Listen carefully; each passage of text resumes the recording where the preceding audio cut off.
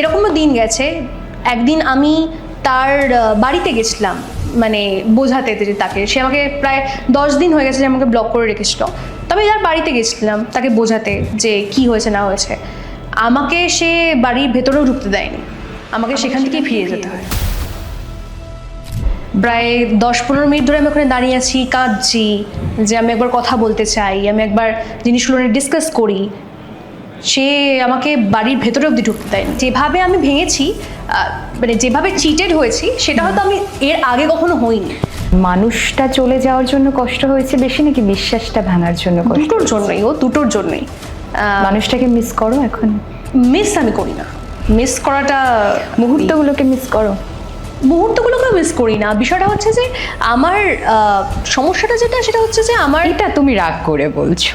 না না না, বলবে যে রাগ করে বলছে, এখন তার মানে অভিমান আছে। মিস আমি করি না, তো কারণ আমার তার জন্য আর কিছুই নেই। প্রচুর রিকোয়েস্ট করেছিলাম, ওই রিকোয়েস্টই তো করছিলাম আর একদিন, তখনই তো সে ফোনটা তোলে এবং আমাকে সেই জ্ঞানের বাণীগুলো শুনিয়ে দেয়। আজকে কি ক্যামেরাতে কিছু বলতে চাও তাকে? আজকে আমার তাকে কিচ্ছু বলার নেই, তাকে ভগবান বলে দিয়েছে এবং সেই পডকাস্টটা দেখবে।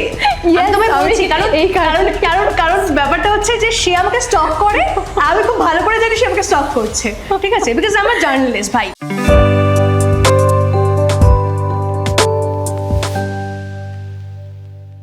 কথায় বলে সুন্দরী মেয়েরা নাকি বোকা হয়, কিন্তু আমার সাথে আজকে যে সুন্দরী আছে সে ভীষণ স্মার্ট। সে ভাঙতে ভাঙতে নিজেকে আবার গুছিয়ে নিয়েছে। আজ তারই গল্প শুনবো আমার কথায়। আজকে আমার সাথে আছে তন্নিষ্ঠা। বল কেমন আছো? থ্যাংক ইউ আমাকে তোমার পডকাস্টে ডাকার জন্য। থ্যাংক ইউ তোমাকে এখানে আসার জন্য। আছি গো, চলে যাচ্ছে, ভালো খারাপ মেলানো মেশানো। এখন পারফেক্ট আছো? পারফেক্ট কি কেউ কোনোদিন থাকে? পারফেক্ট না, মানে যেরকম থাকা উচিত আর কি। সবাই তোমার ফ্যান ফলোয়ারদের কথা হচ্ছে তুমি এত মিষ্টি, তুমি কেন মন খারাপ করবে? তো সেটাই বলছি আমি। এখন পুরোপুরি তন্নিষ্ঠা একদম স্ট্রং আছে, কিন্তু স্ট্রং সবসময় থেকেছি, থ্রু আউটই স্ট্রং থাকার চেষ্টা করেছি, কিন্তু কিছু কিছু ইনসিডেন্ট এমন হয় যেটা সাংঘাতিকভাবে ভেঙে দেয় এবং সেটা থেকে বেরোনোটা মুশকিল হয়ে যায়, সেটা হয়। স্ট্রং আমি অলওয়েজ থাকার চেষ্টা করেছি, আর মানে এখনো তাই চেষ্টা করে যাচ্ছি, কিন্তু পারফেক্টলি স্ট্রং আছে কিনা বলাটা মুশকিল। আসলেই ভিতর থেকে কে যে কতটা স্ট্রং সেটা আসলেই কেউ উপলব্ধি করতে পারে না। তন্নিষ্ঠার যে জার্নালিজমের তে আসা, ঠিক আছে, এই প্রফেশনে আসা কি ছোটবেলা থেকেই স্বপ্ন ছিল? না, ছোটবেলা থেকে একদম আমি ডিসাইড করে নিইনি যে কোন প্রফেশনে যাব। সেটা আমার একটু প্রথম থেকেই একটু নানা রকমের ভাবনা চিন্তা ছিল। যে প্রথমে ভেবেছিলাম টিচার হব, তারপরে ভেবেছিলাম যে একটা সময় ভাবতাম যে ফ্যাশন ডিজাইন করব, এরকম টাইপের নানা রকমের মিক্সচার একটা ছিল। তারপরে যেটা আমি পরে ইভেনচুয়ালি বুঝতে পেরেছি যে আমি ক্যামেরার সামনে কাজ করতে প্রচণ্ড ভালোবাসি। এবার সেটা এনি টাইপ অফ থিং হতে পারে, মানে সেটা অ্যাক্টিং হতে পারে, সেটা জার্নালিজমও হতে পারে, এরকম একটা ভাবনা চিন্তা এসেছিলো। কিন্তু মানুষকে কোথাও তো একটা ফিক্সড হতে হয় যে কোনটায় কোন দিকে এগোবো। তারপরে একটা সময় যখন দেখেছি যে অভিনয়ের জন্য যখন ভাবনা চিন্তা এসেছে, তারপরেও দেখেছি যে না, এটা আমার জন্য নয়, মানে বুঝতে পেরেছি, মানে হয় না একটা বোঝা যায়, মানে সিক্স সেন্স একটা কাজ করে যে কোনটা আমার জন্য ওয়ার্ক করবে, কোনটা আমার জন্য নয়। এটা সামহাও আমার অনেক আগে থেকে কাজ করে। তো আমি সেখানে বুঝতে পেরেছি যে এটা আমার জন্য নয়। জার্নালিজম নিয়ে তারপর যখন পড়াশোনাটা করলাম, তখন দেখলাম যে না, এটাই আমার জন্য, এটা আমার সাথে যায়। হ্যাঁ, তো এটার জন্য আমি চেষ্টা করি। ইভেন যখন আমি ফার্স্ট, যেখানে আমি R+ নিউজে যখন আমি কাজ করতাম, সেখানেও যখন আমি ফার্স্ট চান্সটা পাই, তখনও মানে যখন আমাকে জিজ্ঞেস করা হয়েছে যে তুমি কিসের জন্য সিভি দিতে এসেছো, কোন ডিপার্টমেন্টের জন্য, তখন আমি খুব কনফিউজ যে কোন ডিপার্টমেন্ট বলবো। আমি কিন্তু শিওর ছিলাম না যে আমি অ্যাঙ্কারিংই করতে চাই। এবং যিনি নিতে এসেছিলেন সিভি, তিনিই আমাকে দেখে হঠাৎ করে বললেন যে নিউজ অ্যাঙ্কারিং। আমি বললাম ওকে, নিউজ অ্যাঙ্কারিং। এরকম ভাবে শুরু হয়েছে। আচ্ছা আচ্ছা, ফিক্স ছিল না। অ্যাক্টিং এর জন্য কখনো কোনো সুযোগ এসেছে? অ্যাক্টিং এর জন্য অনেক সুযোগই এসেছে, মানে এক নয় একাধিকবার এসেছে, খুব রিসেন্টলিও এসেছে। কিন্তু বিষয়টা হচ্ছে যে এখন ওই জায়গাটা থেকে আমি বেরিয়ে এসেছি। অ্যাক্টিং বা অভিনয়টা আমি বুঝে গেছি সেটা আমার জন্য নয়। সামহাও ফিল হয় আমার, মানে ওটা না পারবো না আমি আমার মনে হয়, ইভেন এখনও মনে হয়, যখন ধরো আমি আমার জন্য কাজ করি, নিজের কন্টেন্ট যখন বানাই, তখন আমার মনে হয় যে আমি ক্যামেরার সামনে খুব এক্সপ্রেশনলেস, এটা আমার মনে হয়। যখনই আমার ক্যামেরার জন্য কিছু এক্সপ্রেশন দিতে বলা হয়, আর তখন মনে হয় আমার যে ক্যামেরা পার্সন আমার সঙ্গে কাজ করে, তাকেও আমি বলি আমি খুব এক্সপ্রেশনলেস, আমাকে এটা করিওই না, আমি পারবোই না, হবেই না, এরকম একটা ব্যাপার রয়েছে। তো কিছু জিনিস হয় না, আমরা সবাই তো সব কিছু করতে পারি না। অনেক মানুষজনই দেখতে সুন্দর হয়, অনেক মানুষজনই কথা বলতে পারে ভালো, কিন্তু সবার জন্য সবাই সবটা নয়। সবকিছু পারে না। হ্যাঁ, তাই জন্য এই ব্যাপারটা হয়তো সবাই বুঝতে চায় না বলেই আজকালকার দিনে টিভি স্ক্রিনে যে কেউ অ্যাপিয়ার করে যায় এবং নিট ফল জিরো দেখাই যায়, বোঝাই যায়, এটা হয়। একদম। এই যে তোমার বললে যে আমি সিভিটা যখন দিতে গেছি আমি নিজেও জানি না কি হ্যাঁ, বলবো, হ্যাঁ। তো এরকম সিচুয়েশনে কিন্তু অনেক ছেলেমেয়েরা এখন হ্যাঁ। আছে যাদের প্রচুর ইচ্ছে যে মিডিয়াতে কাজ করবে, কিন্তু বুঝতে পারে না আসলে গাইড করার সেরকম কেউ নেই। তো তুমি যদি তোমার এক্সপিরিয়েন্সটা প্রথম যে ইন্টারভিউ দেওয়ার সেটা একটু যদি শেয়ার করো।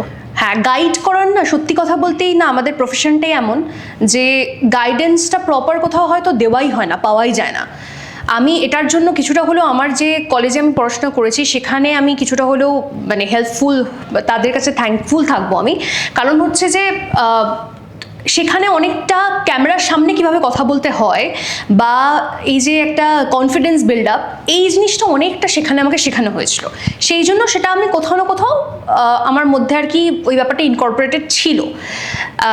যারা নতুনরা রয়েছে, যারা চায় এই প্রফেশনে কাজ করতে, তাদেরকে আমি বলবো যে আগে তো এই সাবজেক্টের ব্যাপারে খুব ভালো করে জানাটা খুব ইম্পর্ট্যান্ট, যে কি হচ্ছে না হচ্ছে, পিসিআর কি, মানে একজন অ্যাঙ্কার যে খবর পড়ছে শুধুমাত্র সেটুকুই নয়, তার পেছনে একটা মানে দক্ষযোগ্য চলে, একটা প্রসেস, দক্ষযোগ্য চলে। এই জিনিসটা শুধুমাত্র পুঁথিগত বিদ্যায় হয় না, মানে কেউ একটা জার্নালিজম পড়ে নিল আর যদি ভেবে নেয় যে হয়ে গেল অ্যাঙ্কার হয়ে যাব, আর সবার একটা টার্গেট থাকে যে আমি অ্যাঙ্কার হব, এটা আমি দেখেছি, ওই হয়তো ক্যামেরার সামনে কথা বলা, সেটা কিন্তু খুব কঠিন বিষয়টা, খুব কঠিন, অতটা ইজি নয় যে মেকআপ করলাম এসি রুমে বসে থাকলাম, ব্যাপারটা একদমই এরকম নয়।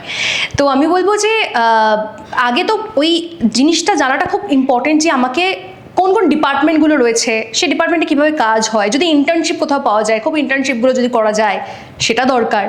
এবং তার সঙ্গে হচ্ছে যে নিজের মধ্যে নিজের ওই কনফিডেন্সটা রাখাটা খুব ইম্পর্টেন্ট, যে ক্যামেরার সামনে যখন আমি কাজ করছি, কথা বলছি, মানুষটা যেন বসে শোনে, তাদের যেন ভালো লাগে, হোক না খবর, হোক না হার্ড নিউজ, হোক না ব্রেকিং নিউজ, সব কঠিন কঠিন খবর, কঠিন কঠিন শব্দ হোক না, কিন্তু মানুষ যেন শোনে, তাকে শুনেই ছাড়বো সে যখন টিভিটা দেখছে। কারণ টিভির রিমোট, আজকাল তো ফোন হয়ে গেছে পুরো ব্যাপারটা, স্ক্রল করতে 1 সেকেন্ডও লাগে না, তাকে ধরে রাখার দায়িত্ব হ্যাঁ হ্যাঁ হ্যাঁ, শোনাতে হবে। তুমি যদি কথা বলো তাহলে তোমার কথাটা শুনতে হবে তাকে, এই ব্যাপারটা খুব ইম্পর্ট্যান্ট।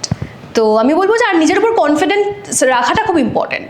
এরকম অনেককে ধরো আমি যে চ্যানেলে এখন কাজ করি সেখানে ইন্টার্নশিপে অনেকে আসে, জিজ্ঞেস করে আমাকে যে দিদি কী করবো না করবো। আজকালকার না আমি একটা অদ্ভুত জিনিস দেখেছি, আমি এখানে বলতে চাইবো যে এই যে নতুন একটা জেনারেশন যারা এখন মানে স্টার্ট করতে চাইছে, তাদের মধ্যে একটা অদ্ভুত ব্যাপার আছে যে আমাকে সবটা রেডি করে দিয়ে দেবে, আমি করব, ডেলিভার করব। বিষয়টা একদমই ওরকম নয়। মিডিয়াতে তো ওরকম মিডিয়া হয় না ওরকম, ওরা না মিডিয়াতে অলরাউন্ডার হতে হয়। হ্যাঁ, আর ওরা না বুঝতেই পারে না, ওরা ভাবে যে আমাকে বলে যে আচ্ছা আমি কাকে বলবো, কোথায় যাব, সেটা নিজেকে ব্রেনস্টর্মিং করতে হবে। আমিও করেছি, আমার মতো হয়তো আমার যারা রয়েছে সঙ্গীরা, সহকর্মীরা যারা রয়েছে তারাও তাই করেছে। তো এটা না করলে তো খুব প্রবলেমেটিক হয়ে যায় ব্যাপারটা। তোমার কাছে তো অনেক জিজ্ঞাসা আসে নিশ্চয়ই। হ্যাঁ হ্যাঁ হ্যাঁ, অনেক আছে। আর আমি একটা যেটা করি, চেষ্টা করি, সব সময় সম্ভব হয় না, অনেকে আমাকে মেসেঞ্জারে মেসেজ করে বা ইনস্টাগ্রামে মেসেজ করে যে দিদি একটু আমাকে হেল্প করে দাও, যে কোথায় কি ইন্টার্নশিপ চলছে, বা আমাকে একটু বলো, এটা বলো। আমি আমার তরফ থেকে যতটা সম্ভব আমি তাদেরকে চেষ্টা করি রিপ্লাই করার। কারণ আমি যখন ওই ফেজে ছিলাম, যখন আমিও প্রচুর মানুষজনকে, এরকম খুব হাস্যকর বিষয়টা আমি তাদেরকে এখন গিয়ে বলেছি, যাদের সঙ্গে আমি এখন কাজ করি তাদের গিয়ে বলেছি, আমি জানো তোমাকে 2 বছর আগে 3 বছর আগে আমি তোমাকে লিঙ্কডইনে মেসেজ করেছিলাম, দেখোনি তো, সিন করনি, ঠিক আছে? তো বিষয়টা এরকম। হ্যাঁ, তাই জন্য আমি চেষ্টা করি যারা নতুনরা রয়েছে, সত্যিই তো তাদের কাছে, যাদের কাছে জিরো, একদম সব কিছু জিরো সিভি নিয়ে তো আমিও দাঁড়িয়ে থেকেছি, আমিও জানি কতটা কঠিন, আমি চেষ্টা করি তাদেরকে একটু হলেও বলে দেওয়ার যে কি করা যেতে পারে, নেক্সট স্টেপ কি। বাট এটা যদি ভেবে থাকে যে আমার কাছে সিভি দিলে আমি তাকে জব দিয়ে দিতে পারবো, এটা সম্ভব নয়। আসলে আমি তাকে গাইড করতে পারি, আমি তাকে বলতে পারি যে কি করণীয় সেটা। একদম। আর এই যে বললে যে মিডিয়া মানেই ভীষণ সুন্দর, এসি রুমে বসে থাকা, মেকআপ করা, এটা তো একেবারেই নয়। এখন চেঞ্জ হয়ে গেছে তো সবটা, তুমি যেটা বললে না অলরাউন্ডার, এখন তাই হয়ে গেছে। মানে আমাকে যখন কথা বলতে হয়, মানে আমাকে যখন অ্যাঙ্কারিং করতে হয়, শুধুমাত্র অ্যাঙ্কারিং অবধি আমরা সীমাবদ্ধ নেই। আমাদের একটা দিন এরকমও ডেজিগনেটেড থাকে যখন আমাদেরকে পিসিআরটাও সামলাতে জানতে হয়, যখন আমাদেরকে হতে পারে এডিটেও বসতে হতে পারে, যখন আমাদেরকে বাইরে তো রিপোর্টিং যেতেই হয়। তো সব মেলানো মেশানো একটা ব্যাপার হয়ে গেছে। তো ওইটুকুর মধ্যে আমরা এখন নিউজ অ্যাঙ্কারের থেকে বেশি নিউজ প্রেজেন্টার হয়ে গেছি, আমাদেরকে প্রেজেন্ট করতে হয়। তো সবটা জানাটা খুব দরকার, প্রয়োজনীয়। একদম। তোমার লাইফে তুমি এই প্রফেশনে এসে প্রথম থেকে মানে খুব আপত্তিকর কোনো কিছুর সম্মুখীন হয়েছো, যেটা অফিস পলিটিক্স বলে? অফিস পলিটিক্স দেখো নতুনদের সাথে- শুধুমাত্র মিডিয়া বলে নয়, তুমি যে কোনো সব সেক্টরে চলে জায়গাতেই যাও থাকে। সব জায়গায় অফিস পলিটিক্স রয়েছে। কিন্তু বিষয়টা হচ্ছে আমরা যেহেতু একটু আমাদের নিয়ে যেহেতু একটু আলোচনাটা বেশি হয়, যেহেতু মিডিয়া, সেটা যে টাইপ অফ মিডিয়াই হোক না কেন, সেটা তোমার content normal YouTube content creation হোক, এই আমি যেই ফিল্ডে রয়েছি সেটা হোক, বা ফিল্ম ইন্ডাস্ট্রি হোক, তাদেরকে নিয়ে চর্চা অনেক বেশি হয়, কারণ তারা স্ক্রিনে অ্যাপিয়ার করছে, তাদেরকে নিয়ে আলোচনাটা হয়। তো পলিটিক্স তো সব জায়গাতেই থাকে। আর আমি জিনিসটা প্রথম যখন স্টার্ট করেছিলাম সেখানে তো অনেক বেশি পেয়েছি, তারপরের চ্যানেলে যেখানে গেছিলাম সেখানেও অনেকটা বেশি পেয়েছি। আর আমি এখন যেখানে প্রেজেন্টলি রয়েছি সেখানকার মানে আমি আগেও একটা পডকাস্টে বলেছি, টাচউড এই যে ভাইবটা রয়েছে, যে মানে এনভায়রনমেন্টটা রয়েছে চারিদিকে, মানুষজনের সবার সঙ্গে সবার Positive যে vibes আর কি। হ্যাঁ রিলেশনটা রয়েছে, সেটা অনেকটা পজিটিভ। বাট আগে আমাকে ফেস ডেফিনেটলি করতে হয়েছে, আমার মনে হয় অনেক নিউকামারকেই করতে হয়েছে, যেটা আমার মনে হয় বদলানো দরকার, খুব ইম্পর্টেন্ট জানো তো এটা, যেটা হয় মানে একটা বুলি টাইপের করা হয়। আমি শুনেছি নাকি মেয়েদের থেকে ছেলেদেরকে আরো বেশি করা হয় বুলির, এই ব্যাপারটা এটা আমি শুনেছি। এটা দরকার, বদলানো দরকার, প্রয়োজন। আমার মনে হয় বদলটা আসবেও যখন ধরো এই যে আমার মতো ভাবনা চিন্তার মানুষজন যখন আস্তে আস্তে ওই সিনিয়রের দিকে যাবে, বা আরও যারা পরের জেনারেশনটা যারা আসবে, আমার মনে হয় আস্তে আস্তে এই ব্যাপারটা কমাটা উচিত।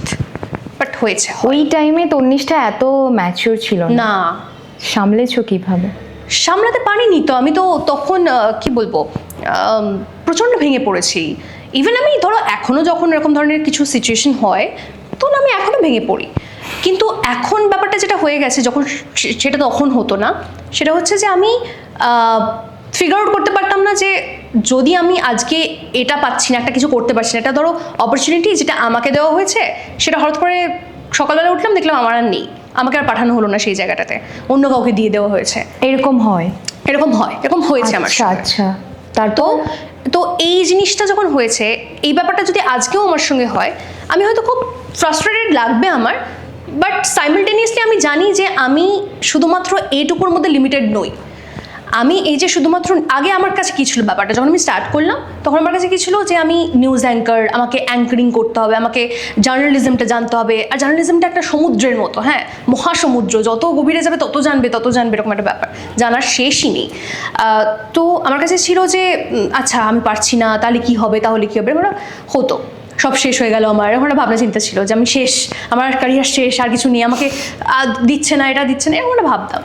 এখন যেটা হয়েছে, এখন আমি খুব কামলি, ব্যাপারটা খুব মাথা গরম হয়, আমার প্রচণ্ড মাথা গরম হয়, কষ্ট হয়, সব থেকে বড় কথা। কারণ আমি কিন্তু এটা কেন করে, মানে এটা কি ইচ্ছাকৃতভাবে করে, মানে যারা সিনিয়র থাকে তারা? ডেফিনেটলি, মানে দেখো, ইচ্ছাকৃত না হলে একটা জিনিস যেটা আমি জানি যে আমি করতাম বা করছি, সেটা হঠাৎ করে তোমার থেকে নিয়ে নেওয়া, হঠাৎ করে নেই আমি সেখানে, কেন সেটা হবে কেন? হ্যাঁ, এবার যদি আমার কাজ নিয়ে যদি তাদের প্রবলেম থাকে, তারা তো আমাকে ডেকে বলতেই পারে যে এটা তো হয়নি, বা যেদিন ধরো আউটডোর একটা করে এলাম, তারা তো বলতেই পারে যে এটা ভালো হয়নি, এরকম করা উচিত ছিল, তাহলে তো আমি নিজেকেও রেকটিফাই করতে পারি।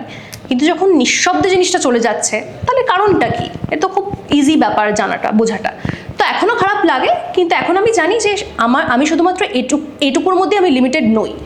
শুধু যে জার্নালিজম, অ্যাঙ্কারিং এটাই নয়, আমি তার বাইরে যেগুলো আমি করতে পারি সেগুলো আমি ইন্ডিভিজুয়ালি করব, ঠিক আছে? তো এইটা আমার কাছে এখন খুব ক্লিয়ার, কিন্তু তখন ওটা ছিল না। আগের কথা বলছি, তখন আমি খুব ভেঙে পড়েছি। আমি এরকমও হয়েছে যে আমি মাকে ফোন করেছি, আমি বলেছি আমি রিজাইন দিয়ে দেবো, হ্যাঁ আমি কি করবো, আর আমাকে এরকম অফেয়ার করে দিয়েছে উইদাউট এনি নোটিস, এনিথিং, ঠিক আছে? তো এরকম হয়েছে, আমি বলেছি এরকম। তারপরে আমাকে একজন তখন খুব একজন রিপোর্টার ওখানে একজন ছিলেন, সে আমাকে বললেন একটু ঠান্ডা মাথায়, একটু ওরকম চাকরিটা ছাড়ার আগে আমার সঙ্গে একটু কথা বল, আগে আমরা একটু ডিসকাস করি কী হয়েছে। তো আমি বললাম আমি না কোনো কারণ জানি না কী হয়েছে, আমি জানিই না, সত্যি কথা বলছি, আমি জানিই না। আমি ওখানে যে সিনিয়র আমার ছিলেন, আমি একদম ফার্স্ট চ্যানেলের কথা বলছি, এখানে আমি কাজ করতাম, যিনি সিনিয়র ছিলেন, তাদের কিছু একটা বড় মাথাদের মধ্যে কিছু একটা প্রবলেম হয়েছিল, ইস্যু হয়েছিল। আমি হঠাৎ করে তাদের মানে ঝড়ের মাঝখানে পড়ে গেছি, গিয়ে হঠাৎ করে আমি উপরে গেছি। এবার আমি তো বুঝতেই পারছি না। তো আমাকে ডেকে ওই দাদাটা যে রিপোর্টার ছিল সে বললো যে আমরা একটু কথা বলি, দিয়ে আমাকে ডেকেছিল, আমার মনে আছে পার্ক স্ট্রিটে, যেখানে ধরো জুডিওটা এখন হয়ে গেছে তার অপোজিটের যে ফুডটা রয়েছে ওখানটা আমি দাঁড়িয়ে আছি। আমি বলছি আমি হাউ হাউ করে কাঁদছি ওখানে রাস্তায় দাঁড়িয়ে। ওটা মানে ফার্স্ট টাইম আমার লাইফে যেখানে আমি রাস্তায় দাঁড়িয়ে এরকমভাবে হাউ হাউ করে কাঁদছি। মানে কতটা ভেঙে পড়তে পারে একটা মানুষ। আর দেখো আমি না থ্রু আউট, যেটা তোমাকে শুরুতেই বললাম, থ্রু আউট আমি খুব স্ট্রং। আমি সেটা আমি নিজেই বুঝতে পারি। আর একটা জিনিসে মানুষ যেরকম ভেঙে পড়েছে বা পড়ে, আমি খুব সেটাকে লুকিয়ে রেখে চেপে রেখে আমি মানে প্রেজেন্ট করি নিজেকে বা কাজ করি, এরকম সারা লাইফ আমি করে এসেছি। ছোটোবেলাতে এরকম একটা হয়েছিল ইনসিডেন্ট, যখন আমি খেলতে গিয়ে আমার মাথা ফেটে গিয়েছিলো। আমাকে পরের দিন যখন বলা হয় যে ওটি করতে হবে, অপারেশন করতে হবে, আমার দাদুর কোলে আমাকে বসানো ছিল, আমার চোখে দাদুর রুমালটা জাস্ট ধরেছিল, কোনো উইদাউট অ্যানাস্থেশিয়া আমার মাথায় স্টিচ পড়েছিল। আমি কোনো চিৎকার করিনি, কিচ্ছু না, শুধু আমার চোখ দিয়ে জল বেরোচ্ছে, কোনো চিৎকার নয়। ওরে বাবা, কত বয়স তখন? তখন আমি কেজি 2 বা ক্লাস 1 দুটোর একটা। তো আমি এটা এই ছোট্ট জিনিসটা বললাম, ইনসিডেন্টটা বললাম এটার জন্যই যে ফিজিক্যালি হোক মেন্টালি হোক আমি ঠিক অতটাই স্ট্রং। আমি এখন ধরো আমার যে প্রবলেমটা রয়েছে, ফিজিক্যাল ইস্যু রয়েছে, কিছু এন্ডোমেট্রিওসিসের প্রবলেম রয়েছে আমার। আচ্ছা। আমার পেন হয়, সেই পেন নিয়ে আমি কিন্তু নিউজ পড়ি, লোকে কিন্তু জানেই না, বুঝতেই পারবে না। জ্বর, আমি খবর পড়ছি, ডেলিভার করছি, লোকে বুঝতেই পারবে না। আর এটাই মানে প্রবলেম হয়েছে যে অফিসে কেউ বুঝতেই পারে না যে আমার শরীরটা। আর এটা করতে করতে তুমি আরো বেশি অসুস্থ হয়ে তখন হয়ে গেছে। চলে যেতে। আমার তো হসপিটালাইজড, আমার 1 বছরের মধ্যে আমার 3 বার আমাকে হসপিটালাইজড হতে হয়েছে। তার আগে অবধি কেউ বুঝতেই পারেনি, কারণ আমার মুখের এক্সপ্রেশন বা কিছু দেখে কেউ বুঝতেই পারবে না। আমি হয়তো খুব বেকআপ রুমে এক দুজনকে বলেছিলাম আমার না খুব ব্যথা হচ্ছে, খুব পেন হচ্ছে, পেন কিলার খেয়েছি, নিউজে চলে গেছি, পেন কিলার খেয়েছি, নিউজে চলে গেছি। এই করতে করতে যেটা হয়েছে, জিনিসটা বেড়ে গেছে অনেকটা, এন্ডোমেট্রিওসিসটা বেড়ে গেছে, বেড়ে গিয়ে সেটা মানে খুব খারাপ সিচুয়েশনে হয়ে গেছে। আমার মনে আছে এই 2 মাস আগে আমি হসপিটালাইজ হয়েছিলাম সেম ইস্যু নিয়ে। আমাকে ডক্টর ওখানে বলছে বাবাকে যে খুব ক্রিটিক্যাল কন্ডিশন, ওর অপারেশনটা দরকার। কিন্তু অপারেশনটা আমি করাতে চাইছি না, সেটা আমার ব্যক্তিগত কিছু ইস্যুর জন্য করাতে চাইছি না। মেডিসিনের ওপরই এখন সবটা চলছে। কিন্তু মানে আমি বলছি যে আমি কিন্তু এরকম মানুষটা যে যাই হয়ে যাক, ভেঙে চড়ে যাবে সবটা আমার, আমি স্ট্রং থাকবো যেখানে আমার কাজের জায়গা। ওই যেই দরজাটা খুলি স্টুডিওর, যেই ঢুকে যাই, ওখানে আমি সঙ্গে সঙ্গে ফোকাস পুরোপুরিভাবে নিউজের মধ্যে, যে যা হচ্ছে হয়ে যাক, এখন আমাকে ডেলিভার করতে হবে। কারণ অবভিয়াসলি আমি একটা কোম্পানির জন্য কাজ করি, তারা আমার রুজি রুটির কারণ। এবার তাদেরকে যদি আমার 1000% আমি ডেলিভার না করতে পারি, তাহলে আমি কি করছি? তো সেই জন্য আমি চেষ্টা করি আমার মতো করে। তারপরেও যদি আমি ভেঙে গেছি, তারপরেও যদি আমাকে অনেয়ারে মনে হয়েছে কখনো যে প্রচণ্ড ডিপ্রেসড লাগছে, তার মানে সেটা কোন লেভেলের ডিপ্রেশন সেটা হয়তো যারা আমাকে আন্দাজ করতে পারবে না, যারা আমাকে ওই ফেজটায়, যারা আমাকে নিয়ে হাসি মজা করেছিল, ঠাট্টা করেছিল, তাদের বোঝার বাইরে, আমি এটাই বলবো। তো মানে তার মানে মানুষ ডিপ্রেশন দেখেও হাসি ঠাট্টা করে, সাংঘাতিক। আমি তো এবং তুমি যে এনভায়রনমেন্টে থাকো সেখানে কিন্তু সবাই শিক্ষিত, এডুকেটেড পারসন। শিক্ষিত এই ব্যাপারটা নিয়ে বললে না আবার অনেকটা বেশি একটা আলোচনা হয়ে যাবে। মানে শিক্ষিত মানুষের সংজ্ঞাটা কোথায়, কি?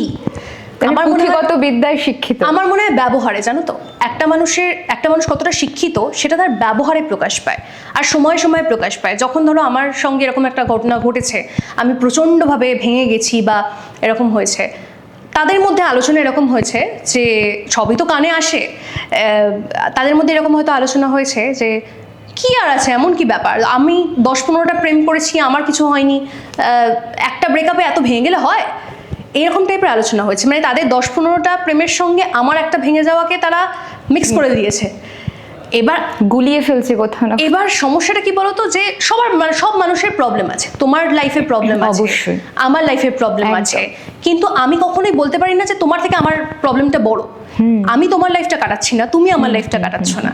তো আমরা কেউই মেজার করতে পারি না যে কার প্রবলেমটা কত বড়। আমার মনে হয় আমার প্রবলেমটা যখন আমার সঙ্গে ঘটছে, সেটা আমার কাছে সব থেকে বড়। পাহাড় ভেঙে যাচ্ছে, আমি ভেঙে গেছিলাম প্রপারলি, পুরোপুরিভাবে। কিন্তু আমার আশেপাশের মানুষগুলো, মানে অনেকে, আশেপাশে শুধু বলবো না, বাইরেও অনেক জায়গাতেই আমি শুনেছি যে প্রচুর হাসি ঠাট্টা হয়েছে। আমি তখন খোরাকের অন্যতম কারণ, কেন না আমি আমার কথাগুলো আর কোথাও শেয়ার করতে না পেরে আমি ফেসবুকে শেয়ার করতাম, ফেসবুকে বলতাম। তো সেটা নিয়ে কিন্তু তারা খোরাক করতো, হাসি মজা করতো। এবং এটা আমি আরও বুঝতে পেরেছি যে আরও একজন কন্টেন্ট ক্রিয়েটার রিসেন্টলি কিছুদিন আগে যখন সে সুইসাইড অ্যাটেম্প্ট করে, এবং তারপরে যখন সে লাইভে আসে, যখন সে বলছে তার প্রবলেমগুলো, আমি দেখছি আমার আশেপাশে যারা ধরো ভিডিওটা তার দেখছে, লাইভটা দেখছে, দেখতে দেখতে তাকে নিয়ে কিন্তু হাসছে, মজা করছে যে আচ্ছা আচ্ছা দেখি দেখি এরপরে কি বলছে। আমি তখন কানেক্ট করলাম, রিলেট করলাম যে এরকম ধরনের কথা তো আমিও যখন বলেছি আগের বছর, তার মানে আমাকে নিয়েও সেম জিনিসটা হয়েছে। আর ঠিক তাই হলো, মানে আমি পরে খোঁজ নিয়েছি, মানে পেয়েছি আর কি, খোঁজ নিতে যাই না সত্যি কথা বলতে, আমি পছন্দই করি কোনো না কোনোভাবে কানে তো চলে হ্যাঁ, আসে। বাট কানে যখন এসেছে আমি শুনলাম যে এই ধরনের আলোচনা হয়েছে, আমি তখন জোকার যে আমি কেন কাঁদছি, আমি কেন ভেঙে গেছি। কি আছে, তারা তো 10-15টা প্রেম জীবনে করেছে, তাদের সাথে তো কোনোদিন এরকম হয়নি, আর আমার একটাতে আমি এরকমভাবে রিয়াক্ট করছি। তো এদেরকে যদি কতদিনের শিক্ষিত হতো- রিলেশনশিপ ছিল? যেটার জন্য আমি ভেঙে গেছিলাম সেটা মোটামুটি 2.5 বছরের সম্পর্ক এটা কি ছিল। প্রথম প্রেম? না না না না, প্রথম প্রেম অনেক আগে, ছোটবেলায়। আচ্ছা, প্রপোজাল এসেছিল তার মানে ছোটবেলা থেকে? হ্যাঁ হ্যাঁ হ্যাঁ, ওটা ছোটবেলায় ছিল, স্কুলে? স্কুলে ছিল, তারপরে কলেজে যখন যাই সেই সময়ও একটা রিলেশন ছিল, ওইটা অনেক অনেক কটা দিনের রিলেশন ছিল।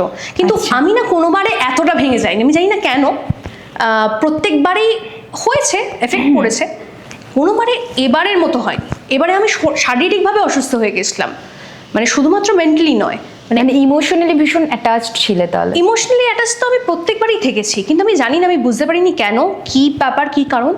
এবারে আমি যেভাবে ভেঙেছিলাম সেটা হয়তো অন্য কোনোবারে এরকমভাবে ভাঙিনি, কারণ আমার মানে না কলেজ লাইফে যখন, তখন তো হ্যাঁ। তুমি আরো ছোট, হ্যাঁ, তখন তো হ্যাঁ, আরো ইমোশনাল, ইমোশনাল তখন এতটা ভেঙে পড়োনি? না, ইমোশনালের ব্যাপারটা না আমার সবসময় মানে থ্রু আউট সেম, আমি প্রত্যেক ক্ষেত্রে ভীষণ ইমোশনাল, আমি যা করি মন দিয়ে করি ভীষণ, মানে কাজের ক্ষেত্রে বলো বা বন্ধুত্বের ক্ষেত্রে বলো বা রিলেশনশিপ, নিজের পুরোটা দেওয়ার চেষ্টা করো। হ্যাঁ মানে আমার না খুব, ওই জন্য আমার খুব গুটি কয়েক বন্ধু রয়েছে, 2-3 জনই বন্ধু রয়েছে, আর তাদেরকে আমি পুরোটা বিশ্বাস করি যে তারাই আমার বন্ধু, তাদের সঙ্গে আমি সব শেয়ার করতে পারি।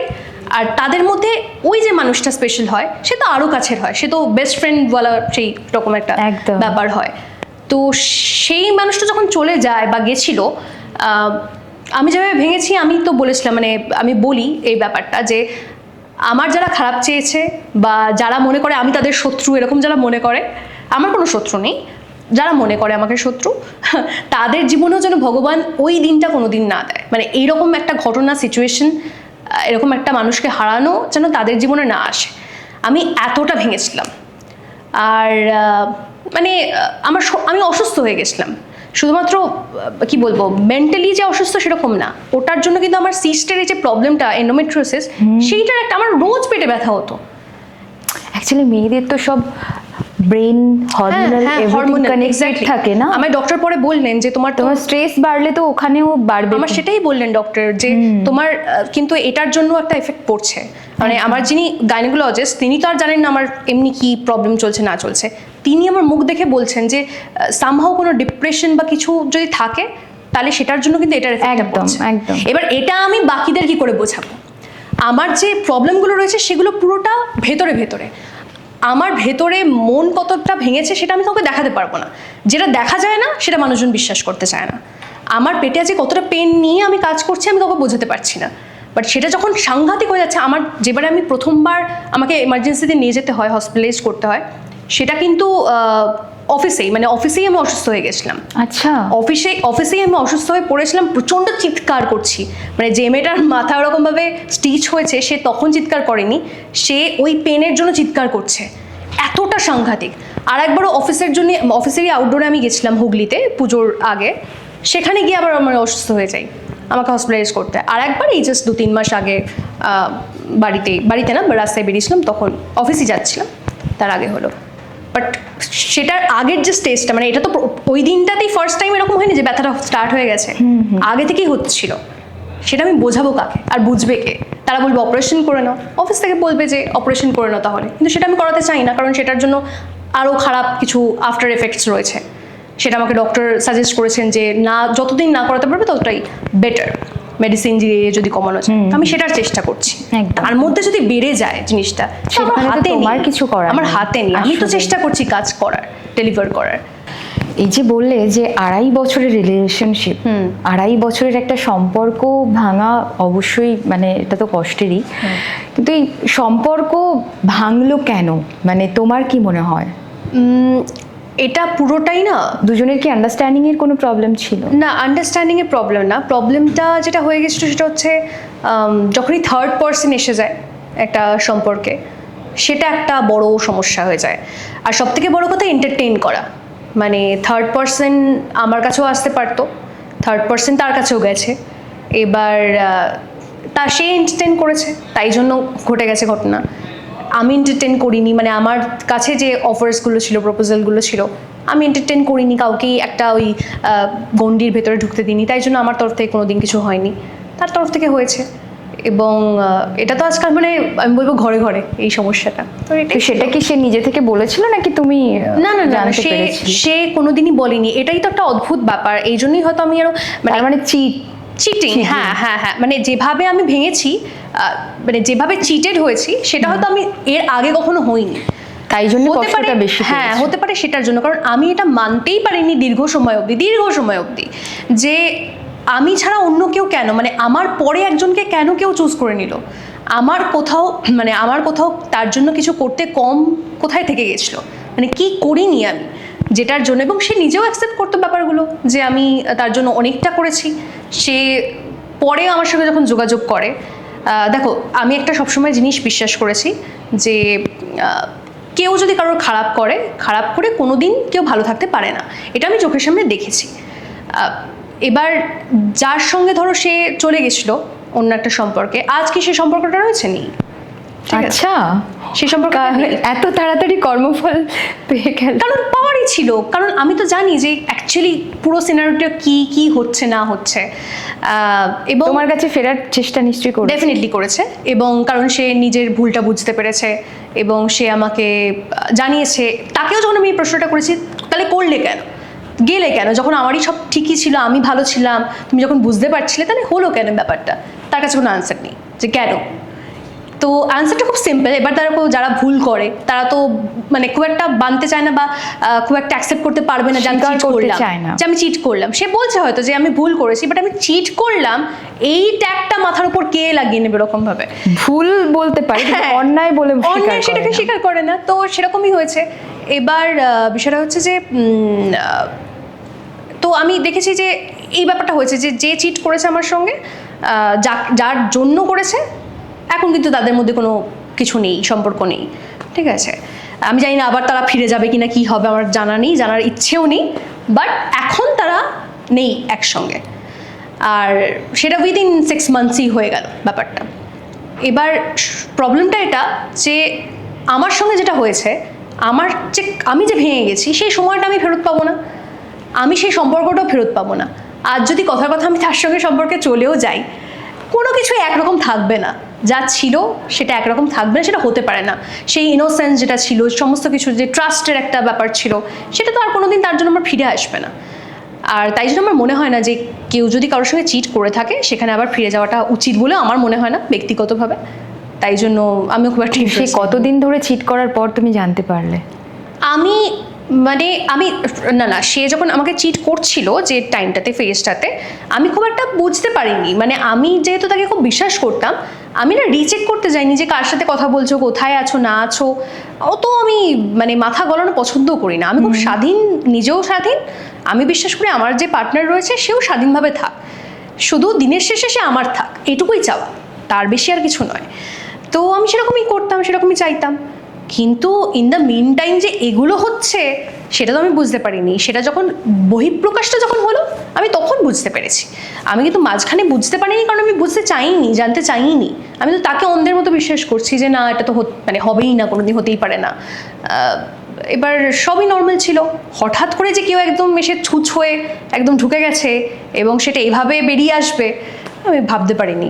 এবং আমার যেন এরকম সিচুয়েশন এসেছে যখন আমার এত খারাপ লেগেছে, কষ্ট হয়েছে, এগুলো তো কেউ জানে না। মানে অফিস বা যেখানে আমি কাজ করছি, মানে সে তোমার সেম প্রফেশনে নেই?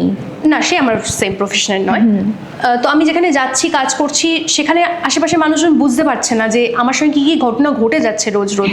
একদম। তো এরকমও হয়েছে যে সে যার সঙ্গে সম্পর্কে চলে গেছে, জড়িয়ে গেছে, আমি তাকে তো মানে এই মানুষটাকে তো আমি পাগলের মতো ফোন করছি বা চেষ্টা করছি যে ফিরে এসো, যেরকম হয় ফিরে এসো, থেকে যাও, রিকোয়েস্ট নানা রকমের করছি। তো একদিন সে যার সঙ্গে চলে গেছে রিলেশনে, তার এত অডাসিটি, সে আমাকে ফোন মানে আমাকে রিপ্লাই করছে, ফোনটা তুলে আমাকে রিপ্লাই করছে যে তোমার বয়ফ্রেন্ড যদি আমার সঙ্গে থাকতে চায় আমি কি করব। তার এত বড় অডাসিটি, যেখানে আমার সঙ্গে সাধারণভাবে আমি খুব হাসি মজার মানে করি, মানুষের সঙ্গে খুব মিশে যেতে পারি, এই জিনিসটা রাইটটা তোমার এক্স দিল ওকে? এক্স্যাক্টলি, এটাই হচ্ছে পয়েন্ট। মানে সিরিয়াসলি আমি কিন্তু এটা যখন আমি শুনছি এই কথাটা, যখন আমি শুনছি আমার না পায়ের তলা থেকে মাটি সরে গেছে। আমি ভাবছি যে মানে কি এটা রিপ্লাই কি হতে পারে, আমি বলবো কি। তো আমার সঙ্গে এই ধরনের ঘটনাও ঘটেছে। মানে এমনিতে আমি যেটা বলছিলাম তোমাকে, আমি খুব নর্মাল মিশি, খুব ওপেনলি মিশি সবার সঙ্গে, কিন্তু আমাকে অনেকেই বলে যে আমাকে দেখে তাদের মনে হয় যে ভয় লাগছে, কথা বলবো না, এই ব্যাপারটা রয়েছে।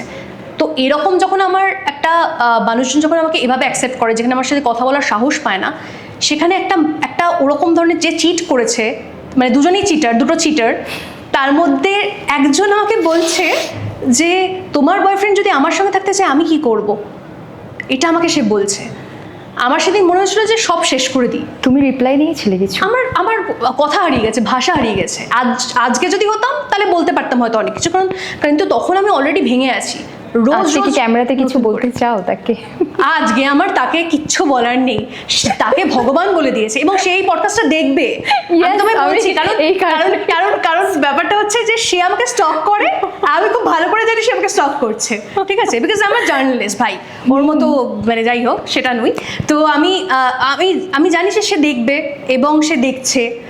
আমার তাকে কিচ্ছু বলার নেই, কারণ তাকে ভগবান দেখিয়ে দিয়েছে যে রিয়েলিটি কি, মানে কারোর খারাপ করে মানুষ আলটিমেটলি ভালো থাকতে পারে না। সেটা যখন আমি বারবার করে ওই সময়টা দুজনকে বোঝানোর চেষ্টা করতাম, বলার চেষ্টা করতাম, দুজনকে না মানে একজনকে বলতাম, তার থ্রুতে আরেকজনের কাছে যেত কথাটা, বলতাম, যখন তারা শোনেনি, বুঝতে পারেনি, আমাকে ভেঙেছে, আমি কেঁদেছি, আমি কষ্ট পেয়েছি, আমার সব কিছু তছনছ হয়ে গেছে। আমি একসময় ভেবেছিলাম ডিজাইনও দিয়ে দেবো, মানে আমি তো কাজ করতে পারছি না, আমি তো পারছি না, এরকম একটা সিচুয়েশন হয়ে গেছিলো। তো একটা মানুষকে যারা এরকমভাবে ভেঙে দিয়েছে তারা কিভাবে হ্যাপি থাকতে পারে? আরেকজনের কাছ থেকে আরেকজনের তার গোছানো স্বপ্ন, তার ভালোবাসা, তার বন্ধুত্ব সবটা তুমি ছিনিয়ে নিয়ে চলে আসছো আমার করে, তাকে ভুলিয়ে বুঝিয়ে এইটা করে। এবং তুমি যদি ভাবো যে তুমি ভালো থাকবে, রমেশটা অলরেডি অনেক স্বপ্ন দেখে ফেলেছিল, অনেক স্বপ্ন মানে অনেক স্বপ্নই। আমি খুবই সিরিয়াস থাকি প্রত্যেকটা রিলেশনের ক্ষেত্রেই। আমি ওরকম একদমই নই যে ঠিক আছে আজকে আছে কালকে নেই, ওকে বাই, এরকম একদম নই। আমি খুবই সিরিয়াস থাকি যখন যে রিলেশনশিপে থাকি, প্রত্যেকবারই থেকেছি, কিন্তু আমি এভাবে চিটেড হইনি কোনোদিন, এটা হচ্ছে বিষয়। এর আগের যে সম্পর্কটা ছিল না, 2.5 বছরের আগের যে সম্পর্কটা আমার ছিল, সেটা 5 বছরের ছিল, আরও দীর্ঘ সময়। সেটা থেকে বেরিয়ে আসতে আমার সমস্যা হয়েছে, কিন্তু কারণ ছিল, ভ্যালিড রিজন ছিল কেন আমি বেরিয়ে এসেছি। এবং কারণ আমি অনেক অ্যাবিউজড হতাম। ওটাকে তুমি বেরিয়ে এসেছি? আমি বেরিয়ে এসেছিলাম কারণ আমি অনেক অ্যাবিউজড হতাম, অনেক কিছু হতাম, আমি মানে ডমিনেট করতো, এবং আমার প্রফেশনাল ক্যারিয়ারের ওপর একটা চাপ পড়ে যাচ্ছিল। মানে তার সমস্যা হচ্ছিল যে আমি অ্যাপিয়ার করছি টিভি স্ক্রিনে, সেটা একটা প্রবলেম ছিল, নানা রকমের ইস্যু। তো আমি তাই জন্য সেটা থেকে বেরিয়ে এসেছিলাম, এসে আমি শান্তি পেয়েছিলাম, মস্তিষ্ক আমার ঠিকঠাক পথে এগোচ্ছিল, ঠিক ছিল, সব ঠিক ছিল। এবং এক্ষেত্রে কিন্তু সেটা ছিল না। এর সঙ্গে আমার বন্ডিংটা এজন্যই হয়তো অতটা ভালো ছিল, যে এর সঙ্গে আমার বন্ডিংটা ভালো থাকার অন্যতম কারণ হচ্ছে যে ওর আমার কাজ নিয়ে বলো, আমার বন্ধু ফ্রেন্ড সার্কেল বলো বা যাই বলো, কোনোরকম কোনো ব্যাপারই নেই, কোনো ইস্যু নেই। মোদ্দা কথা হচ্ছে কোনো ইস্যু নেই আমার কোনো একটা কিছু নিয়ে। আমার সঙ্গে খুব ফ্র্যাঙ্ক ছিল, আমার খুব ভালো বন্ধু ছিল, কিন্তু জানি না মাঝখান দিয়ে, তাই জন্য ও আমাকে ফ্রি হ্যান্ড দিয়েছিল, আমিও দিয়েছিলাম, আমি কিছু করিনি, ও করে নিয়েছে। এরকম কখনো মনে হয়নি যে ও তোমাকে অতিরিক্ত স্বাধীনতা দিচ্ছে? মানে এটা হয় না যে নিজের পথটা ক্লিয়ার রাখার জন্য? হতেই পারে, এটা কি হতে পারে না, মনে আমার হয়েছিল, মনে তো ডেফিনেটলি হয়েছিল। কিন্তু দেখবে আমরা যখন কোনো রিলেশনশিপে থাকি, খুব ভালোবাসি সেই মানুষটাকে, তখন তার ভুলগুলো ঠিক মনে হয়, তখন মনে হয় না যে ওভারথিঙ্ক করছি, মনে হয় যে ঠিক আছে দিচ্ছে তো ভালোই কথা, যে কিছু জানতে চাইছে না বা এক্সট্রা কোয়েশ্চেন করছে না, তো ভালো কথা। তো এরকম মনে হতো। আবার কখনো কখনো মনে হতো পজেসিভ নয়, একটু পজেসিভ নয় সে আমাকে নিয়ে, কেন, এটা আমার মনে হতো, ডেফিনেটলি হতো। কিন্তু ওই আর কি, তারপর ভাবতাম যে ঠিক আছে, ঠিকই আছে হয়তো, কিন্তু কিছুই ঠিক নেই, সেটা তো পরে আমি দেখলাম, মানে বেরিয়ে এলো, সময় যখন এলো তখন সামনে চলে এলো। কিভাবে সামলালে? মানে কতদিন সময় লাগলো বলো সামলাতে? কান্না বন্ধ হলো কতদিন? কান্না কি আজও বন্ধ হয়েছে আমি জানি না। না, ব্যাপারটা হচ্ছে যে আমার এখন যেটা খারাপ লাগে, এখন যখন আমার খারাপ লাগে, কষ্ট হয়, সেটা আমার নিজের কথা ভেবে কষ্ট হয় যে আমি কেনই বা একটা মানুষকে আমি এতটা তার মধ্যে ডুবে গেলাম, বা এতটা তার মধ্যে নিজের সময় ওয়েস্ট করলাম, টাইম ওয়েস্ট করলাম, যে আমাকে সিগন্যাল অনেকদিন আগে থেকেই দিচ্ছিল। যে কথাটা তুমি বললে যে মানে বেশি স্বাধীনতা মানে কি মনে হয়নি কখনো, এরকম টাইপের নানা রকমের জিনিস ছিল যেখানে আমার মনে হওয়ার কথা ছিল বা মনে হতো। তবুও তো আমি তাকে মানে এক হাতে তো তালি বাজে না, আমি তো এন্টারটেন করেছিলাম যে ঠিক আছে কোনো ব্যাপার না, ঠিক আছে কোনো ব্যাপার না। এই যে ব্যাপারটা, সেটা আমি কেন করলাম? সেটা যদি না করতাম তাহলে হয়তো এতটা খারাপ সময় আমাকে দেখতে হতো না। এই যে আমি হাসির পাত্র হলাম বিভিন্ন মানুষের কাছে, সেটা হয়তো হতে হতো না। যদি আমার মনে হয় যাদের কাছে আমি হাসির পাত্র হয়েছিলাম সেটা তাদের মেন্টাল ইস্যু রয়েছে, সেই জন্য একটা মানুষ যখন সে পুরোপুরিভাবে ভেঙে যাচ্ছে, যারা বলেছে এরকম সময় যে আমিও তো সারা লাইফ কত প্রেম করেছি, ভেঙেছে, তাতে কী বা যায় আসে, এরকম যারা বলেছে তাদেরকে আমি বলতে চাইবো যে তাহলে তো দীপিকা পাডুকোন বা সামান্থা রুথ প্রভু, তাদেরও তো ভাঙার কথা ছিল না। তারা 15টা কেন 50টা প্রেম করেছে। রণবীর কাপুরের আগে হয়তো 50টা প্রেম রয়েছে দীপিকা পাডুকোনের, তবু রণবীর কাপুরের সময়তেই সে কেন অতটা ভেঙে গেল? কেন সে ডিপ্রেসড হলো? সে কেন ক্যারিয়ার প্রায় ছেড়ে দেবে ভাবছিল? একদম। সামান্থা রুথ প্রভু, তারও হয়তো যার সঙ্গে রিলেশনে ছিল, হাজবেন্ড ছিল, আমার নামটা মনে পড়তে পারছি না, তার আগে হয়তো আরও অনেকের সাথে তার রিলেশন ছিল, কিন্তু তার বেলাতেই কেন অতটা ভেঙে গেছিলো? শুধু ম্যারেজ বলে না, আমার মনে হয় না। কিছু কিছু বন্ড হয়তো এমন হয় যেগুলো, বা চিটিংটা এমন হয় যেটা আমাদের বেরোতে চায় না মাথা থেকে, যে আমার সঙ্গেই কেন হলো, আমার সঙ্গেই কেন হলো। আমার অনেকটা সময় লেগেছিলো এটা থেকে বেরোতে, মোটামুটি 4-5 মাস তো লেগেই গেছিলো। 4-5 মাস লেগে গেছিলো ওটা থেকে মুভ অন করতে। তারপরে আস্তে আস্তে আস্তে আস্তে অভ্যেস হয়ে যায়, মানে মানুষ তো অভ্যেসের দাস, আলটিমেটলি অভ্যেস হয়ে গেছে, তো আর কিছু মনে হয়নি তারপরে। মানে মানুষটা চলে যাওয়ার জন্য কষ্ট হয়েছে বেশি, নাকি বিশ্বাসটা ভাঙার জন্য কষ্ট? দুটোর জন্যই, দুটোর জন্যই। মানুষটাকে মিস করো এখনো? মিস আমি করি না, মিস করাটা, মুহূর্তগুলোকে মিস করো? মুহূর্তগুলোকে মিস করি না। বিষয়টা হচ্ছে যে আমার সমস্যাটা সেটা হচ্ছে যে আমার, এটা তুমি রাগ করে বলছো? না না না, বলবে যে রাগ করে বলছে, এখন তার মানে অভিমান আছে। মিস আমি করি না, তো কারণ আমার তার জন্য আর কিছুই নেই। বিষয়টা হচ্ছে এরকম যে আমাকে ছেড়ে অন্য একজনকে চুজ করে নিয়েছে, তখন হয়তো মনে হতো আমার যে কেন, ঠিক আছে ফিরে আসুক, যেরকম হয়, মানে উন্মাদ হয়ে গেছিলাম তো আমার মনে হতো যে ঠিক আছে ফিরে আসুক, কোনো ব্যাপার না, আমার সঙ্গে আবার ফিরে আসুক। তুমি তখন রিকোয়েস্ট করেছিলে ফেরার জন্য? প্রচুর রিকোয়েস্ট করেছিলাম, ওই রিকোয়েস্টই তো করছিলাম। আর একদিন তখনই তো সে ফোনটা তোলে এবং আমাকে সেই জ্ঞানের বাণীগুলো শুনিয়ে দেয়। আমি তাকে রিকোয়েস্ট করতেই ফোন করছিলাম আবার, যে কেন, কি হয়েছে, আমরা কথা বলি একবার। এরকমও দিন গেছে। একদিন আমি তার বাড়িতে গেছিলাম, মানে বোঝাতে তাকে, সে আমাকে প্রায় 10 দিন হয়ে গেছে যে আমাকে ব্লক করে রেখেছিল, তবে তার বাড়িতে গেছিলাম তাকে বোঝাতে যে কি হয়েছে না হয়েছে। আমাকে সে বাড়ির ভেতরেও ঢুকতে দেয়নি, আমাকে সেখান থেকেই ফিরে যেতে হয়। প্রায় 10-15 মিনিট ধরে আমি ওখানে দাঁড়িয়ে আছি, কাঁদছি, যে আমি একবার কথা বলতে চাই, আমি একবার জিনিসগুলো নিয়ে ডিসকাস করি। সে আমাকে বাড়ির ভেতরে অবধি ঢুকতে দেয়নি। এবার সে বলবে যে তার এমার্জেন্সি ছিল, ওই দিন ওর বাবা হসপিটালাইজড ছিল, সেখানে যাওয়ার ছিল, সেগুলো হয়তো বলবে, সে এক্সকিউজ দেবে অ্যাজ ইউজুয়াল। বাট একটা মানুষ সে এসেছে, কান্নাকাটি করছে, তুমি যদি তাকে সত্যিই ভালোবেসে থাকো, 2 মিনিটের জন্য তাকে এন্টারটেন করবে না যে ঠিক আছে কি হয়েছে বলো, শুনে নিচ্ছি। হতেই পারে আমার সঙ্গে সে থাকতে চাইছে না, সে আমাকে বুঝিয়ে সেটা বলতে পারে কোনো রকমভাবে। 2 মিনিট 5 মিনিট সময় দিলে আমার মনে হয় না খুব একটা বেশি অনেক বড় ক্ষতি হয়ে যেত বলে আমার মনে হয় না। তো সেটা হয়েছে, আমাকে ফিরে যেতে হয়েছে। তো এরকম দিন আমি দেখেছি, এরকম প্রচুর ঘটনা, এরকম সিরিজ অফ মানে কি বলবো ইনসিডেন্টস আমার সঙ্গে ওই টাইমে হয়েছে। এটা তো কেউ জানতো না, না ফ্যামিলির কেউ। আর আমার বাবা মা সত্যি কথা বলতে আমার এই সময়টা না খুব সাপোর্ট করেছে, মানে এই জন্যই মানে বাইরের লোকজন আর বাড়ির লোকজনের মধ্যে অনেক বেশি পার্থক্য। বাইরের লোকজন যেখানে আমাকে হাসির পাত্র করে ফেলেছে, আমার কিন্তু বাবা মা, বিশেষ করে মা, আমায় কিন্তু একবারের জন্য জিজ্ঞেস করতে আসেনি যে কী চলছে না চলছে, কারণ আমার মা জানে যে যাই বোঝাবে আমাকে, আমার কিচ্ছু মাথায় ঢুকবে না তখন। আমি ওই সিচুয়েশন, বাড়িতে সবাই জানতো? বাড়িতে তো যাতায়াত ছিল, বাড়িতেই দুজনের যাতায়াত ছিল। তার বাড়ি থেকে কোনো প্রশ্ন আসেনি তার দিকে? তার বাড়ি থেকে প্রশ্ন আসেনি, না তার বাড়ি থেকে ওরকমভাবে কিছু আসেনি প্রশ্ন, মানে আমার সঙ্গে কথা হয়নি তাদের আর। তো নানা রকমের অপমান ওই সময়টা আমাকে ফেস করতে হয়েছে এদের দুজনের জন্য, মানে দুজনের থেকে আমাকে সহ্য করতে হয়েছে এরকম। এবং তার যে বেস্ট ফ্রেন্ড, তার সঙ্গে আমার তখন কথা হতো, সেও বলছিল যে মানে এটা কি হচ্ছে, কেন হচ্ছে, মানে সে আমাকে, মানে তার কাছে পারলে আমি পায়ে পড়ে যাই যে তুমি ওকে বোঝাও, হ্যাঁ তুমি ওকে বোঝাও, তুমি বোঝালে হয়তো ফিরে আসবে। সিচুয়েশন এরকম ছিল। তো যা হয় সে বোঝেনি, আর সেই সময়টা চলে গেছে। আমার মনে হয় সেই তন্নিষ্ঠা মারা গেছে, সে আর নেই। তো এখন তার জন্য কোনো মিস করা বা খারাপ লাগা ওসব কিছু নেই। আমার খারাপ লাগে নিজের জন্য, যে আমি কেন তার বাড়িতে গেলাম, দাঁড়িয়ে থাকলাম, কেন আমি তাকে এতবার করে রিকোয়েস্ট করলাম। কোনো দরকার ছিল না, কোনো প্রয়োজন ছিল না। নিজেকে এতটা নিচে নামানো কখনো কারোর জন্য ঠিক নয়, বিশেষ করে যে এন্টারটেইন করছে না, বিশেষ করে যে থার্ড পার্সনকে চুজ করে নিয়েছে, তাকে অতটা এন্টারটেইন করাটা উচিতই নয়। সে বুঝবে না, তাকে বোঝানোর জন্য ওপরওয়ালা রয়েছে। আমি খুব ভগবানে বিশ্বাস করি, কারণ আমি চোখের সামনে না এই প্রমাণগুলো দেখতে পাই, আমি চোখের সামনে দেখতে পাই।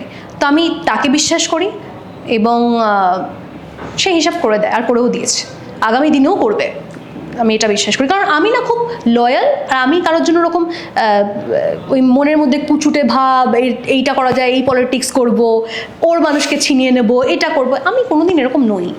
আমি খুব মানে কি বলবো, সিম্পল, ভীষণ সিম্পল। আমি এত কিছুর মধ্যে ঢুকতেই চাই না। আমি নিজেকে নিয়ে খুব ফোকাসড, আমি নিজের কাজ নিয়ে খুব ফোকাসড। নিজে যা যা করতে চাই, যে জীবনটার স্বপ্ন দেখি, সেটা পূরণ করাটা, সেই স্বপ্ন পূরণ করাটা আমার কাছে সব থেকে বেশি ইম্পর্টেন্ট। ভালোবাসার প্রতি বিশ্বাস আছে এখনো? ভালোবাসার প্রতি বিশ্বাস আছে, বিশ্বাস করো। কারণ একটা মানুষ, দুটো মানুষ খারাপ মানে এরকম নয় যে সবকটা মানুষ খারাপ হবে।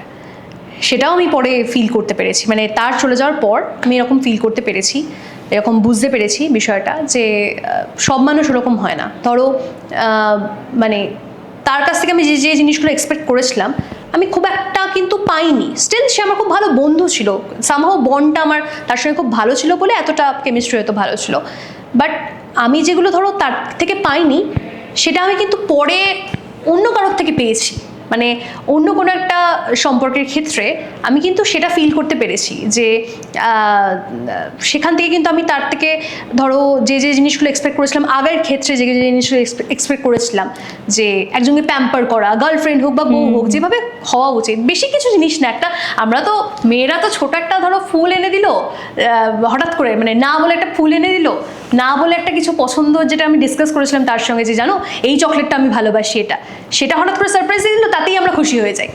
আমরা বলে না, মেয়ে মানুষ এক পাতা টিপেও খুশি হয়। একদম তাই, আমরা সেটাতে খুশি হয়ে যাই। এক পাতা টিপ এনে দিলেও সেটা কিন্তু এখনো অবধি এক্সিস্ট করে। আমি বলবো সেটা এখনো অবধি এক্সিস্ট করে, সেরকম মানুষ এখনো অবধি এক্সিস্ট করে, যারা সেগুলো হয়তো কোনো একটা কনভারসেশনে বলে দিয়েছিলাম, সেটা মাথায় রেখে দিয়েছিল, সেটা হঠাৎ করে নিয়ে এসে দিয়ে দিল, কোনো ওকেশন ছাড়া ফুল দিয়ে দিল, কোনো ওকেশন ছাড়া একটা গিফট দিয়ে দিল, একটা পেন কিনে দিল ধরো, কিন্তু সেটাতেও একটা ভালোবাসা রয়েছে।